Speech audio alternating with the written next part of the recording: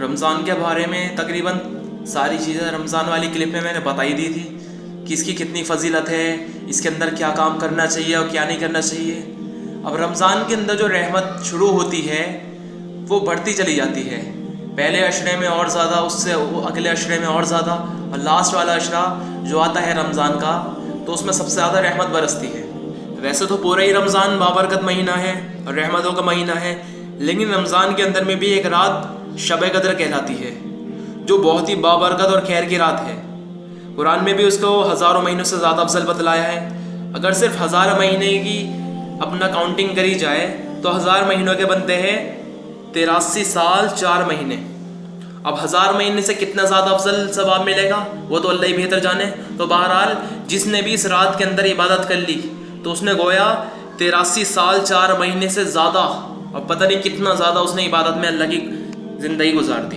اس کے بارے میں انس رضی اللہ عنہ کہتے ہیں کہ ایک مرتبہ رمضان المبارک کا مہینہ آیا تو حضور صلی اللہ علیہ وسلم نے فرمایا کہ تمہارے اوپر ایک مہینہ آیا ہے جس میں ایک رات ایسی ہے جو 1000 مہینوں سے افضل ہے۔ جو شخص اس رات سے محروم رہ گیا گویا ساری خیر سے محروم رہ گیا۔ اور شب قدر کی رات میں حضرت جبریل علیہ السلام فرشتوں کی ایک جماعت کے ساتھ آتے ہیں، اور اس شخص کے لیے جو کھڑا ہو یا بیٹھا ہو، یعنی جس بھی حال میں اللہ کی عبادت کر رہا ہو، اللہ کا ذکر کر رہا ہو، اور عبادت صرف نماز کو نہیں کہتے، کسی بھی لائن کی عبادت، ذکر، تلاوت، دعا، استغفار، درود پاک یا کچھ بھی، جو بھی عبادت کی لائنیں ہیں، کسی بھی لائن کی عبادت میں مشغول ہو تو اس کے لیے دعائے رحمت کرتے ہیں فرشتے۔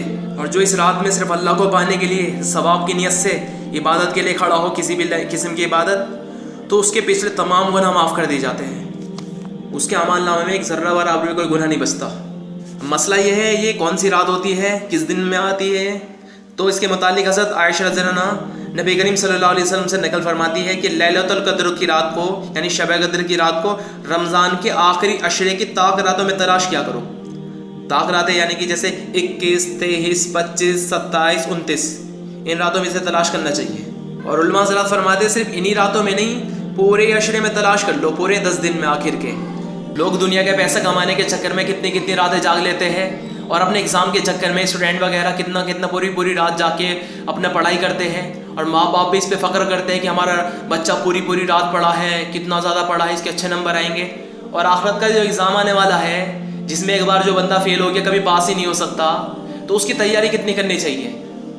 تو کتنا ہی اچھا ہو، لوگ پورے انٹرنیٹ میں پوری رات گزار رہے ہیں آج کل، باتوں میں اپنے جو ہے ناپاک محبت میں پھنس کے پوری رات بات چیت میں گزار دیتے ہیں۔ ماں بھی اپنے بچے کی محبت میں پوری رات اس کے لیے جاگ کر گزار دیتی ہے۔ کیا ہم اللہ پاک کے لیے اتنا سا نہیں کر سکتے؟ اور اس کی اللہ پاک کو ہماری کوئی ضرورت نہیں ہے، جو کرے گا اپنے لیے ہی کرے گا، کیونکہ اللہ پاک کو جو ہے خود اللہ پاک نے بتا دیا اس بارے میں کہ پوری دنیا کے سارے انسان سارے کے سارے مل کے اس شخص کی طرح ہو جائے جو پلک جھپکنے کے برابر بھی نافرمانی نہ کرنے والا ہو، یعنی سارے کے سارے اللہ کے فرمانبردار بن جائیں، تو اللہ کی شان میں کوئی اضافہ نہیں آنے گا، کہ اللہ کی شان کوئی بلند نہیں ہو جانے کی اس کی وجہ سے، وہ تو پہلے ہی بلند ہے، اسے کسی کی کوئی ضرورت نہیں ہے۔ اور سارے کے سارے نافرمان ہو جائے، اللہ کو نہ مانے اور اللہ کی بھی نہ مانے، سارے کے سارے پکے مجرم بن جائے، اس کے بعد بھی اللہ کی شان میں کوئی کمی نہیں آنے کی۔ تو جو کرے گا اپنے فائدے کے لیے کرے گا۔ تو ہم اپنے آخرت کی تیاری کے لیے ہم پوری 10 کی 10 راتیں اگر جا کے گزار دے تو کتنا اچھا ہو، اور اللہ کو منانے میں گزار دے ساری زندگی تو نافرمانی کاٹ دی، اب پتہ نہیں کب بلاوا آ جائے، نہ جانے بلا لے پیا کس گھڑی تو رہ جائے تکتی کھڑی کی کھڑی، پتہ نہیں کب میں بلاوا آ جائے اور ہم دیکھتے رہ جائیں۔ تو اس لیے پوری کی پوری 10 کی 10 راتیں اللہ کی عبادت میں، اللہ کی بندگی میں گزارے ہم لوگ۔ لیکن یہ اسی بندے کے لیے آسان ہوگا جو اللہ پر اور آخرت کے دن پر ایمان رکھتا ہے۔ جس کے سامنے آخرت ہی نہیں ہے تو اسے تو کوئی ٹینشن ہی نہیں ہے، جس کے سامنے سے دنیا کی زندگی، تو وہ تو دنیا کے راحت اور آرام کے چکر میں پھنس کے آخرت کو بلائے بیٹھے گا۔ پھر ورنہ یہ آخرت میں تمنا کرے گا کہ اللہ بس اب دیکھ لیا، جان لیا، سن لیا، تو مجھے واپس کر، تو اس وقت میں کہتے جائے گا بکواس بند کر، دنیا میں تجھے مہلت دی گئی تھی سب کچھ کرنے کی، تو نے اس وقت میں کیوں نہ مانی؟ دنیا کی زندگی آخرت کے مقابلے میں تو ایسی ہے جیسے سمندر کے مقابلے میں ایک پانی کا قطرہ، بلکہ اتنی بھی نہیں ہے۔ اس کے بارے میں خلاصہ کرا گیا پوری دنیا کو رائے کے دانے سے بھر دیا جائے۔ سوچو اگر ہمارے گھر کے کمرے میں رائے کے دانے بھر دیے جائے، چھوٹا سا بالکل ایک ریت کے ذرے کی برابر رائے کا دانہ ہوتا، ٹھیک، پورا کمرے میں بھر دیا جائے تو کتنے انگنت رائے کے دانے ہوئیں گے۔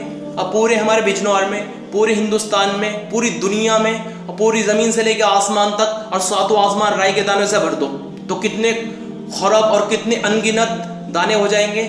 اب ایک پرندہ چھوڑا جائے کہ وہ آئے ایک رائی کا دانہ اٹھا کے لے جائے، پھر 1000 سال کے بعد آئے پھر ایک دانہ اٹھا کے لے جائے، پھر 1000 سال کے بعد آئے پھر ایک دانہ اٹھا کے لے جائے، تو لکھا ہوا ہے ایک دن ایسا آئے گا کہ رائی کے دانے تو ختم ہو جائیں گے، لیکن آخرت کی جو زندگی ملنے والی ہے وہ کبھی ختم نہیں ہوئے گی۔ جو جہنم میں پہنچ گیا تو جہنم والوں کی بھی زندگی کبھی ختم نہیں ہوئے گی، اور جو جنت میں چلا گیا اس کی زندگی بھی کبھی ختم نہیں ہونے کی۔ تو بہرحال ہم سب لوگ اس کی تیاری کریں۔ سب سے سمجھدار شخص اسی کو بتایا گیا ہے جو مرنے سے پہلے مرنے کی تیاری کر لے۔ تو ہم سب لوگ آگے کی تیاری کریں۔ تو بہترین اللہ پاک نے موقع دیا ہے اس وقت میں، رمضان کا مہینہ، اب پورے دن بھی ہمیں کہیں پہ کون سا جانا پڑ رہا ہے، اس وقت میں ویسے بھی لاک ڈاؤن چل رہا ہے، اپنا پوری رات اللہ کی عبادت میں کاٹ دے۔ یہ 10 کے 10 دن جو اب آ رہے ہیں، آخری کے 10 دن رمضان کے، تو اللہ پاک خوش ہو جائے گا، اللہ راضی ہو جائے گا۔ حضرت عائشہ رضی اللہ عنہ نے آپ جناب محمد مصطفیٰ صلی اللہ علیہ وسلم سے پوچھا کہ یا رسول اللہ اگر مجھے شب قدر کا پتہ چل جائے تو میں کیا دعا مانگوں؟ تو آپ صلی اللہ علیہ وسلم نے فرمایا، جس کا مفہوم ہے کہ تم یہ دعا مانگو، اے اللہ تو بے شک معاف کرنے والا ہے اور پسند کرتا ہے معاف کرنے کو، پس تو معاف فرما دے مجھ کو بھی۔ تو ہم اللہ پاک کو منائے، اللہ پاک سے معافی مانگے، اس وقت میں ویسے بھی جتنے بھی حالات آئے ہوئے ہیں اس سے بھی نجات کی دعائیں مانگے۔ ہو سکتا ہے پتہ نہیں کس کا آنسو اللہ کو پسند آ جائے، کس کی دعا پر فرشتے جو آمین کہہ رہے ہو وہ اللہ پاک کے یہاں پر قبول ہو جائے، اور امت کے حالات کے ٹھیک ہونے کا فیصلہ ہو جائے، اور اس کا سارا اجر اسی بندے کو ملے گا جس کی دعا پر وہ فیصلہ ہوا ہے۔ تو اس لیے خوب جو ہے اللہ پاک سے دعا کرے اور اللہ پاک سے معافی مانگے، پوری امت کی طرف سے بھی اور اپنی طرف سے بھی۔ اور اسی کے اندر میں شب قدر کے علاوہ رمضان کے اندر ایک سب سے اہم چیز جو ہے وہ اعتکاف ہے۔ اب اعتکاف کی 3 قسمیں ہیں، ایک تو اعتکاف ہوتا واجب، ایک ہوتا سنت، اور ایک ہوتا نفل۔ واجب اعتکاف تو وہ ہوتا ہے کسی بندے نے کوئی منت مانگی، کوئی اپنا تمنا رکھی کوئی کہ اللہ پاک میرا فلاں کام کر دے، میں اتنے دن کا اعتکاف کروں گا، تو وہ اعتکاف اس کے اوپر واجب ہو گیا، یہ کرنا ہی ضروری ہے۔ یا پھر کسی نے کوئی ایسے ہی کہہ دیا کہ میں نے اپنے اوپر اتنے دن کا اعتکاف لازم کر لیا، تو اعتکاف اسے کرنا ضروری ہے، یہ واجب ہو گیا۔ ایک اعتکاف ہوتا ہے نفل اعتکاف۔ نفل اعتکاف کا کوئی وقت مقرر نہیں ہے، کوئی ٹائم مقرر نہیں ہے، کوئی بندہ جتنے بھی دن کا اعتکاف کرنا چاہے، 1 گھنٹے کا، 2 گھنٹے کا، 1 دن کا، 3 دن کا، ساری زندگی کے بھی کرنا چاہے تو کوئی منع نہیں ہے۔ اور ایک اعتکاف ہے سنت اعتکاف، جو رمضان مبارک کے آخری عشرے میں یعنی آخری کے 10 دنوں میں آپ صلی اللہ علیہ وسلم کی عادت شریفہ تھی کہ اس 10 دن کے اعتکاف آپ ضرور فرماتے تھے۔ تو یہ کتنا زیادہ افضل اعتکاف ہوگا جو اللہ کے رسول نے خود فرمایا، اور اللہ پاک نے قرآن کے اندر ارشاد فرمایا جس کا مفہوم ہے، اے نبی جی آپ ان سے کہہ دیجئے کہ اگر یہ مجھ سے محبت کرتے ہیں تو یہ لوگ آپ کی اتباع کریں، تو میں انہیں اپنا محبوب بنا لوں گا، ان کے گناہوں کو بھی معاف کر دوں گا۔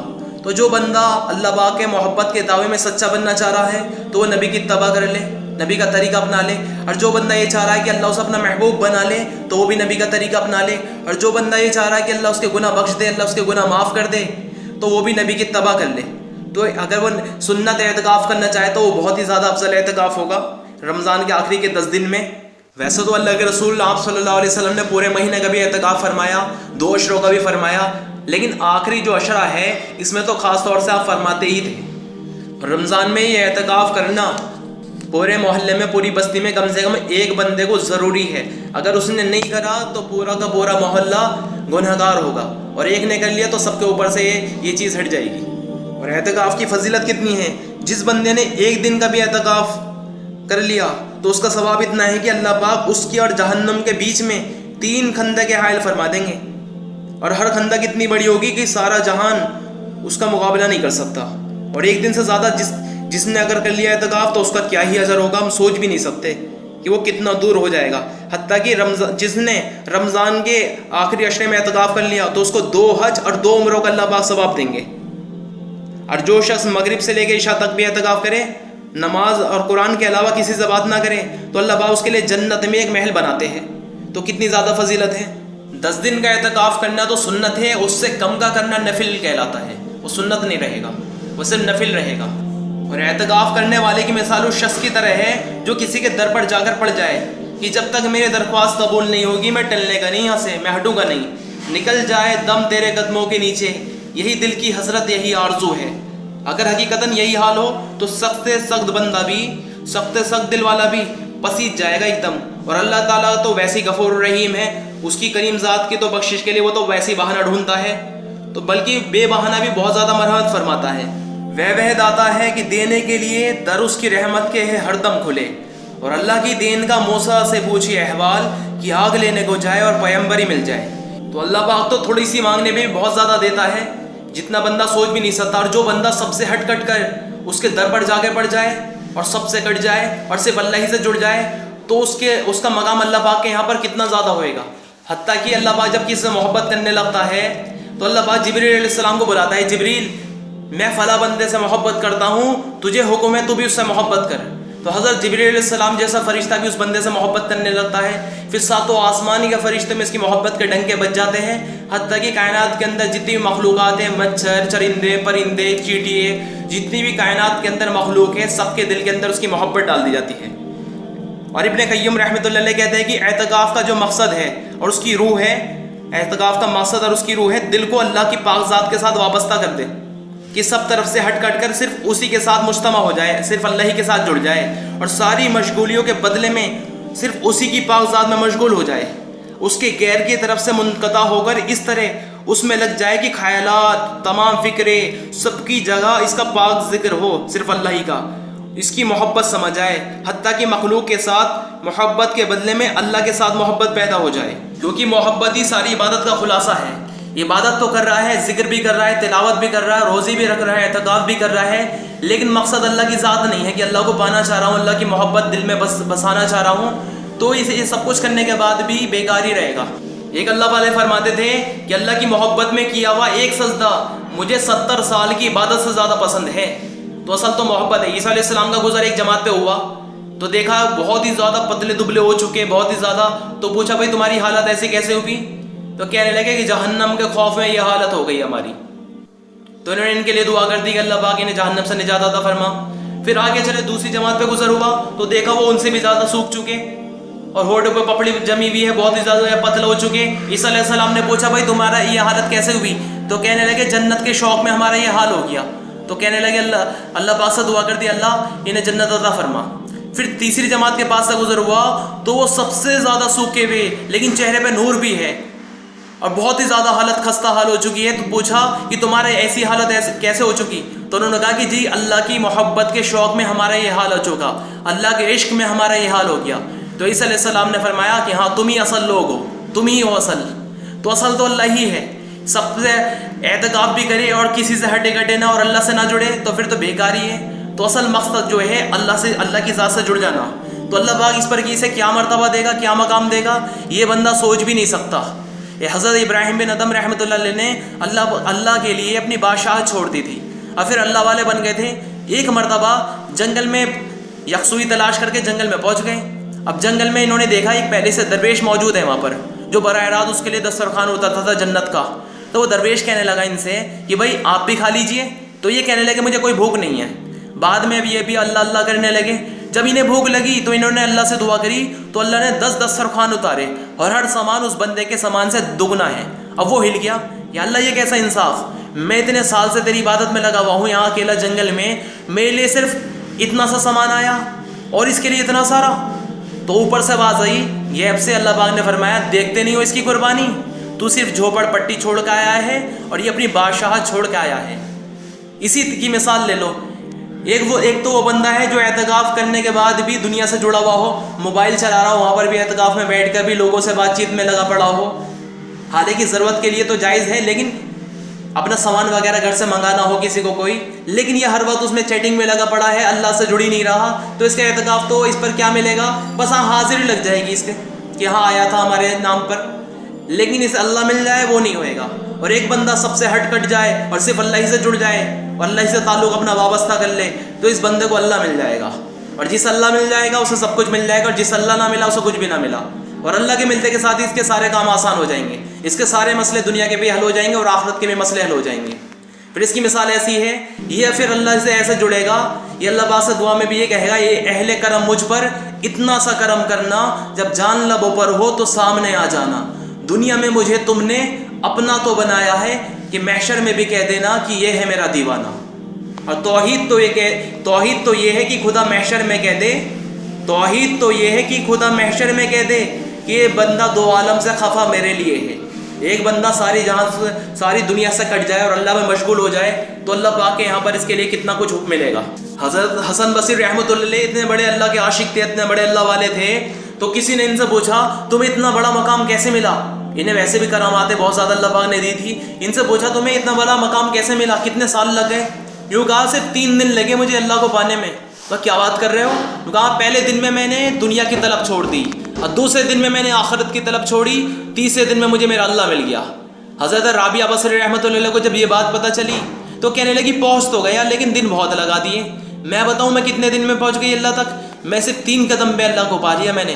پہلے قدم پہ میں نے دنیا کی طلب چھوڑی, دوسرے قدم پہ میں نے آخرت کی طلب چھوڑی, تیسرے قدم پہ مجھے میرا اللہ مل گیا. تو اللہ کو پانا بہت آسان ہے. پہلا قدم اپنی خواہشات پہ رکھ دو, کسی چیز کی تمنا اندر میں نہ ہو, ہر تمنا دل سے رخصت ہو گئی. اب تو آجا, اب تو خلوت ہو گئی, ساری دنیا ہی سے وحشت ہو گئی. اب تو آجا, اب تو خلوت ہو گئی. ساری دنیا کی طرف چھوڑ دے بندہ, اللہ کو پانا بہت آسان ہے. اور پھر جب اگر اس نے ایسا کر دیا تو اللہ اس کی طلب بھی سے, اس کی مراد بھی سے دے دے گا خود ہی, اور جائز طریقے سے. حضرت جنید بغدادی رحمۃ اللہ علیہ کا معمول یہ تھا کہ رات میں اٹھ کے طواف کیا کرتے تھے. تو ایک رات میں دیکھا ایک لڑکی طواف کر رہی ہے اور اشعار کہہ رہی ہے کہ میں نے اپنے دل کو کتنا روکا لیکن محبت نے میرے دل میں ڈیرے ڈال لیے. میں نے اپنے دل کو کتنا تھاما لیکن عشق نے میرے دل کے اندر جگہ بنا لی. جب میں اپنے محبوب سے قربت چاہتی ہوں تو فوراً وہ مجھے اپنے قریب کرتا ہے, یہاں تک کہ میں اس میں فنا ہو جاتی ہوں اور خوب لذت پاتی ہوں اور اسی کے بدولت پھر زندہ ہو جاتی ہوں. حضرت جنید بغدادی رحمۃ اللہ نے جو اشعار سنے تو غصہ ہو گئے. یہ گستاخ لڑکی, ایسی پاکیزہ جگہ تو ایسے گندے اشعار کہہ رہی ہے. تو وہ لڑکی کہنے لگی جنید اگر اللہ کا عشق میرے ساتھ نہ ہوتا تو نہ دیکھتا کہ میں میٹھی نیند قربان کرے پھر رہی ہوں. تو جنید بغدادی ہل گئے. وہ سوچ رہے تھے مخلوق کے لیے اشعار پڑھ لے لیکن وہ اللہ کے عشق میں کر رہی تھی. پھر کہنے لگی وہ لڑکی جنید تم کس کا طواف کر رہے ہو؟ تو جنید بغدادی رحمۃ اللہ کہنے لگا کہ بیت اللہ کا. تو کہنے لگی یا اللہ تیری بھی کیا عظیم مشیت ہے, جو مخلوق خود پتھر جیسی ہے وہ پتھروں کا ہی طواف کر رہے ہیں, اللہ تیری پاک ذات کا طواف نہیں کر رہے. حضرت جنید بغدادی رحمۃ اللہ علیہ بے ہوش ہو کے گر گئے. تو ایک تو جو ہے نیت یہ کرنا کہ صرف اللہ تجھے پانا ہے, اللہ تجھے حاصل کرنا ہے. حضرت رابعہ بصری رحمۃ اللہ علیہ ایک مرتبہ اللہ کے عشق میں چلی جا رہی ہے, ایک ہاتھ میں پانی لے رکھا ہے, ایک ہاتھ میں آگ. کسی نے پوچھا کہاں جا رہی ہو؟ تو کہنے لگی کہ جنت کو آگ لگانے جا رہی ہو اور جہنم کو پانی سے بجھانے جا رہی ہو. تو وہ ہل گیا, یہ کیا بات کر رہے ہو؟ جو کہا ہاں کہ لوگ عمل کر رہے ہیں جنت کے شوق میں اور گناہ چھوڑ رہے ہیں جہنم کے خوف میں, اللہ کے لیے کیوں نہیں کر رہے؟ کسی نے ان سے پوچھا کسی مرتبہ کہ رابعہ کیا شیطان سے نفرت ہے؟ یوں کہا اللہ اس کے رسول کی محبت سے مجھے فرصت ہی کہاں کہ شیطان سے نفرت کروں, یہ تو آلتو فاضل لوگوں کا کام ہے. تو جنہیں واقعی میں سچی محبت نہیں ہوتی اللہ کی تو اعتکاف میں بھی اور روزوں میں بھی اور عبادت میں بھی کسی اور طرف مشغول ہوتے ہیں, ادھر ادھر کی چیزوں میں, ان کا من ہی نہیں لگتا ان چیزوں میں, عبادت میں. اب رہا مسئلہ اعتکاف کا, مرد جو اعتکاف کریں گے وہ مسجد کے اندر کریں گے اور عورتیں جو اعتکاف کرے گی وہ گھر کی مسجد میں کرے گی. گھر کی مسجد سے مراد وہ جگہ متعین جو ہم نے کر رکھی ہے کہ جس جگہ وہ نمازیں پڑھی جاتی ہے گھر کے اندر میں. اگر کسی نے نہیں کر رکھی تو پہلے ہاتھوں ہاتھ نیت کر لے کہ اللہ یہ جگہ نماز کے لیے مقرر ہو گئی, یعنی کہ وہ گھر کی مسجد کہلائی. اب اس جگہ وہ عورت اعتکاف کرے گی, اب وہیں پر کھائے گی, وہیں پر پیے گی, صرف ضرورت کے علاوہ کسی بھی چیز کے لیے وہ باہر نہیں نکلے گی. اور ضرورت کے لیے باہر نکلے گی کسی استنجا وغیرہ, ٹوائلٹ وغیرہ کے لیے, نہانا وغیرہ کے لیے, باہر نکل کے فوراً بنا بولے فوراً اندر اعتکاف کے اندر آ جائے گی فوراً. اور وہاں پر کوئی غیر محرم مرد نہیں پہنچے گا. اور مرد جو اعتکاف کریں گے وہ مسجد کے اندر کریں گے اور وہاں پر وہ کسی سے آلتو فالتو کی باتیں نہیں کریں گے. 20ویں روزے کا سورج ڈھلنے سے پہلے یعنی عصر اور مغرب کا جو درمیانی وقت ہے اس سے پہلے اپنے اعتکاف کی جگہ میں مرد بھی پہنچ جائے اور عورت بھی پہنچ جائے. جب سے شروع کرنا ہے اور کب تک؟ جب تک عید کا چاند ہو, جب تک وہ اعتکاف کریں گے, اس کے بعد باہر نکل سکتے ہیں. اور سوائے کسی ضرورت کے علاوہ باہر نہیں نکلیں گے, نہ مرد نکلے گا نہ عورت باہر نکلے گی کسی ضرورت کے علاوہ.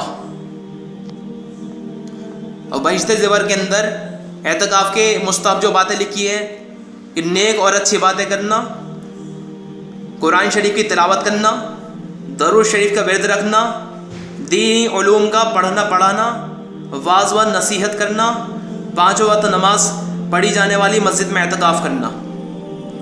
یہ سب باتیں اعتکاف کے اندر کی جا سکتی ہے. اور خاص طور سے اپنا دل کو اللہ کی یاد میں مشغول رکھنا کہ سب سے ہٹ کر اللہ کی یاد میں مشغول ہو جائے بندہ اور اللہ کو اپنے دل کے اندر فیل کرے, محسوس کرے کہ اللہ کی محبت میرے دل میں آ رہی ہے اور میرے دل میں سما رہی ہے اور دل اللہ سے जुड़ रहा हो, एक अल्लाह से एक रिश्ता कायम हो रहा हो। एतकाफ़ के लिए सबसे पहली चीज़ नियत है, दिल में भी नियत कर ले तब भी एतकाफ़ हो जाएगा, वरना अगर दुआ याद है तो दुआ पढ़ ले, बिस्मिल्लाहि तवक्कलतु व अलैहि तवक्कलतु व नवैतु सुन्नतल इतिकाफ़, या फिर अपना दिल से नियत करके एतकाफ़ कर ले। और जो शादीशुदा औरत भी अगर एतकाफ़ कर रही है वो अपने खाविंद की इजाज़त के बगैर एतकाफ़ नहीं करेगी। खाविंद जब इजाज़त देगा, जितनी भी नफली चीज़ें होती है और ये एक्स्ट्रा चीज़ें जो भी होती है वो खाविंद की इजाज़त के साथ करी जाती है। तो खाविंद अगर इजाज़त, उसका शौहर इजाज़त दे तब जाके वो एतकाफ़ करेगी, वरना एतकाफ़ वो नहीं कर सकती, जायज़ नहीं है उसके लिए। और वहाँ पर अपना कपड़े नहीं धोने की कि बाहर निकल के कपड़े धो रही, घर का काम काज कर रही है, वो सारा काम अगर कुछ करना ही है, किचन विचन का सामान भी अगर उसे संभालना है, कोई काम कोई घर के अंदर मौजूद नहीं है, अव्वल चीज़ तो यह है कि किसी को मुकर्रर कर दे पहले घर के अंदर काम काज के लिए। और अगर ऐसा मामला नहीं है तो जिस जगह वो एतकाफ़ कर रही है पर्दे में ही पहले से ही सारा सामान का इंतज़ाम कर ले, फिर वहीं पर करेगी वो अपना खाना पकाना वगैरह। अफ्तार के लिए बाहर नहीं निकलेगी, कोई अगर उसके साथ अफ्तार करना चाहे महरम तो वो अंदर ही जाके अफ्तार कर सकता है, बाहर नहीं निकला जाएगा। और जो मर्द मस्जिद में एतकाफ़ कर रहे हैं वो अपना सिर्फ नहाने के लिए बाहर से निकलेंगे, वज़ू के लिए बाहर निकलेंगे, इस्तंजा बैतुल कला के लिए बाहर निकलेंगे, और बाहर निकल के बातचीत नहीं होएगी, फ़ौरन अंदर दाखिल हो जाएंगे। और जितने भी एक्स्ट्रा नेक अमाल है जैसे जनाजे की शिरकत, मरीज़ की अयादत वगैरह के ऐसे उमूर, तो एतकाफ़ में बैठ जाने की वजह से ये बंदा कर नहीं सकता इन चीज़ों को, तो इसे वहीं पर बैठ कर इन सारी चीज़ों का अजर मिलेगा।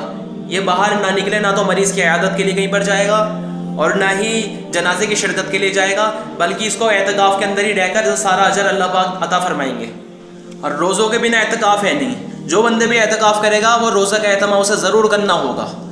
ऐसा ना हो कि पता चला कि रोज़ा छोड़ कर एतकाफ़ करे तो वो एतकाफ़ नहीं होएगा। फिर रोज़ा ज़रूरी है एतकाफ़ के लिए, रमज़ान में जो एतकाफ़ करा जाएगा उसमें रोज़ा ज़रूरी है, तो रोज़ा भी रखे साथ में। कभी पता चल रहा कि कोई देख तो है नहीं रहा, रोज़ा छोड़ दूँ, किसी को क्या पता चल रहा मैं तो एतकाफ़ में हूँ, इसी पे अजर मिल जाएगा बहुत ज़्यादा, बिना रोज़े के इसका अजर नहीं मिलेगा, बस ज़ाया हो जाएगा। और औरतें जो घर पे एतकाफ़ कर रही है, अगर नापाकी का अय्याम शुरू हो जाए तो उसका एतकाफ़ टूट जाएगा, तो फ़ौरन बाहर आ जाए। उसके बाद एतकाफ़ बाद में अगर उसकी कज़ा करने जाए तो सिर्फ एक ही दिन की कज़ा होएगी और उस पर कोई गुनाह नहीं मिलेगा। और लेकिन हाँ, जो रोज़े छोड़ते हैं उसकी तो कज़ा करी जाती है। बहरहाल इसके काफ़ी सारे मसले मसाइल हैं एतकाफ़ करने के, बाकी जो अहम थे ज़्यादातर सबको पता ही रहते हैं, और ये जो इस वक्त में मेरे जहन के अंदर आए वो मैंने बता दिए। और अगर किसी को फिर भी कुछ पूछना हो तो मुझसे पूछ सकते हैं। और अगर बुक चाहिए हो PDF में मेरे पास बुक मौजूद है, उर्दू में भी इंग्लिश में भी, व्हाट्सएप पे भी भेज सकता हूँ मैं किसी का अगर कोई चाहे। और डिस्क्रिप्शन के अंदर में भी मैं थोड़े से चंद अहम मसले डिस्क्रिप्शन में भी दे दूँगा, नीचे की साइड आप देख सकते हो उसमें भी। बहरहाल बात यह है, पूरी उम्मत के लिए दुआ करे, एतकाफ़ ज़रूर करे जितना ज़्यादा कोशिश हो, और जो एतकाफ़ करने की ताकत भी नहीं रख रहे रातों में ज़रूर शब कदर को तलाश करे, और अल्लाह पाक से हमारे लिए भी दुआ करे, पूरी उम्मत के लिए दुआ करे, और खूब अल्लाह पाक को मनाए।